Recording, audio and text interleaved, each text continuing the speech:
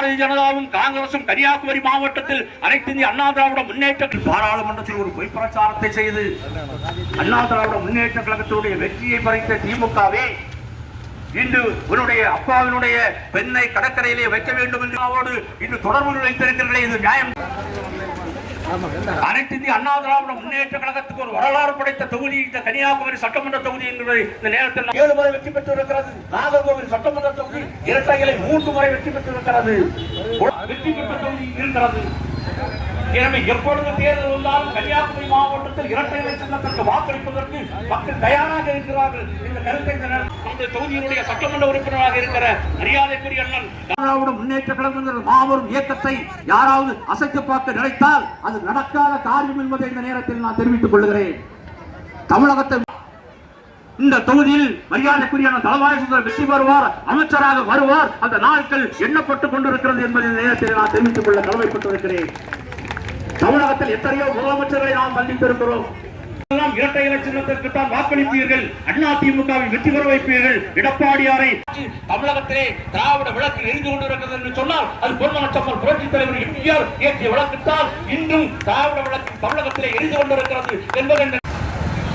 இனி ஒருவர் அப்படியா ரைட். அப்புறம் ஒரு நிமிஷம் கழிச்சு நிர்வாகிகள் அனைத்து இந்திய அண்ணா திராவிட முன்னேற்ற கழகத்தினுடைய உயிர் மூச்சாக இருக்கக்கூடிய வியாபார பெருங்குடி மக்கள், பாட்டாளி மக்கள், உங்கள் அனைவருக்கும் என்னுடைய மாலை நேரத்தில் ஸ்டாலின் தமிழகத்தினுடைய முதல்வராக அவர் 2 நாட்களுக்கு முன்னதாக ஒரு திருமண வீட்டிற்கு செல்கிறார்.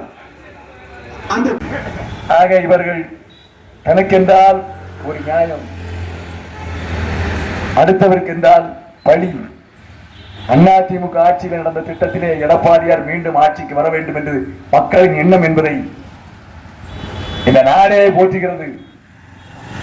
பொங்கல் விழாவா, பொங்கல் பரிசு அள்ளி தந்தவர் எடப்பாடியார், மினி கிளினிக்கா கொடுத்தவர் எடப்பாடியார், நாளைக்கு தங்கமா அம்மா கொடுத்தார்கள் பெண்களுக்காக, மிக்சி கிரைண்டர் கொடுத்தது யார்? அம்மா கொடுத்தார்கள். இதுதான் அனைத்து இந்திய அண்ணா திராவிட முன்னேற்ற கழகத்தினுடைய சாதனை என்பதை நாங்கள் சொல்ல கடமைப்பட்டிருக்கிறோம். நீங்கள் உங்கள் சாதனை சொல்லுங்கள். என்ன சாதனை சொல்லுங்கள்? படிக்கக்கூடிய பிள்ளைக்கு 1000 ரூபாய் கொடுத்து என்று சொல்லுங்கள். இது எந்த அளவுக்கு பயன்படும் என்பதை நீங்களே உணர்ந்து கொள்ளுங்கள். பள்ளியிலே கஞ்சா விற்பனை அதிகமாகிவிட்டது. பள்ளிக்கு அருகாமையில் இருக்கக்கூடிய பள்ளியிலே இங்க இருக்கக்கூடிய அத்தனை பேருக்கு தெரியும். குழந்தைகளை பள்ளிக்கு அனுப்ப பயப்படுகிறார்கள். எங்கு சென்றாலும் கஞ்சா. இந்த மாவட்டத்திலே காங்கிரஸ் மாமன்ற உறுப்பினருடைய கணவர் வெட்டி கொலை செய்யப்படுகிறார். கொலை செய்யறதிலே ஆட்டோ டிரைவர் வெட்டி கொலை செய்யப்படுகிறார் பட்டப்பகலிலே. இதற்கெல்லாம் காரணம் என்ன? சட்டம் ஒழுங்கு கெட்டுவிட்டது. கடற்கரை கிராமத்திலே கஞ்சா விற்பனை நாளுக்கு நாள் உயர்ந்து கொண்டு செல்கிறது.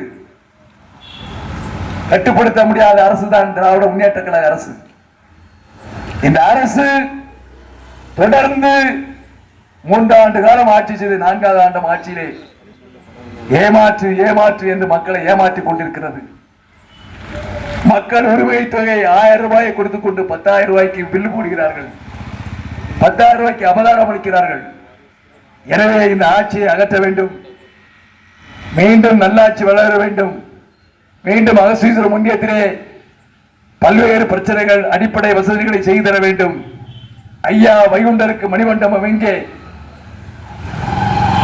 ஐயா வைகுண்டருடைய வரலாறை வெளியே கொண்டு வருவோம், மக்களுக்கு தெளிவுபடுத்துவோம் என்பதற்காக நாங்கள் மண்டபத்தை அமைப்போம் என்று கூறினார்கள். இதுவரையில் அதற்கு எந்த நடவடிக்கையும் எடுக்க வேண்டும். இவர்கள் தேர்தல் வந்தால் ஐயா வைகுண்டரை பற்றி பேசுவார்கள், தேர்தல் முடிந்த பிறகு வைகுண்டரை பற்றி பேச மாட்டார்கள். இதைதான் கடலூர் மாவட்டத்தில் போய் தேவையில்லாத நிலத்தை பிடித்து இன்றைக்கு நீதிமன்றத்தில் நிலுவையில் இருக்கிறது. வள்ளலாருக்கு நாங்கள் அங்கே மண்டபம் அமைப்போம், ஐயா வைகுண்டருக்கு மண்டபம் அமைப்போம், அவருடைய வரலாற்றை நாங்கள் மலையாள மக்களுக்கு சொல்லுவோம் என்று சொல்கிறார்கள். வள்ளலார் வரலாற்றை சொல்லுவோம் என்று சொல்கிறார்கள். இவர்கள் வள்ளலார் வரலாற்றை சொல்ல மாட்டார்கள், ஐயா வைகுண்ட வரலாற்றை சொல்ல மாட்டார்கள். இவர்கள் ஒரு பொய் பிரச்சார பப்ளிசிட்டியை உண்டாக்கக்கூடிய அரசு தான் திராவிட முன்னேற்ற கழக அரசு. தாய்மார்களை தயவு செய்து ஏமாந்து விடார்கள். நீங்கள் வருகின்ற காலங்களிலே அனைத்து இந்திய அண்ணா திராவிட முன்னேற்ற கழகம் மீண்டும் ஆட்சிக்கு வர வேண்டும் என்று சொல்லி வாய்ப்புக்கு நன்றி கூறி விடைபெறுகிறேன். நன்றி, வணக்கம்.